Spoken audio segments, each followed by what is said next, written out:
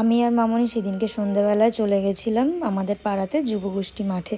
সেখানে রথের পুজো হয়, জগন্নাথ বলরাম সুভদ্রার সেখানে বাড়ির পুজো, কিন্তু সেটা এত বড় করেই হয়, সেটা এখন মাঠের মধ্যে হয় আর প্রচুর লোকের আগমন হয়। সেখানে জগন্নাথ দেবকে নিয়ে বিভিন্ন কথা পাঠ করে শোনানো হয় সন্ধ্যে থেকে।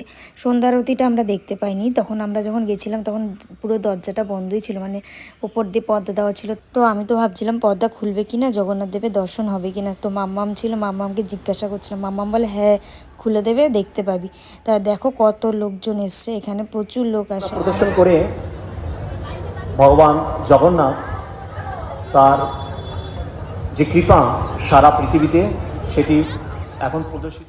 তো আমরাও কিছু পাঠ শুনছিলাম, ওদিকে মামি ওরা সবাই চলে এসেছিলো। দেখো আমাদের ফুল টিম হয়ে গেছিলো। কাতু বলছিল এবার মেলাতে যাবে, মানে মেলাটা একদম ছোট করেই বসে, তো ওখানে মিকি মাউসটা চড়বে আর কি, ওর মূল উদ্দেশ্য। ও বলে প্রত্যেক দিন মেলাতে এসছে, এখন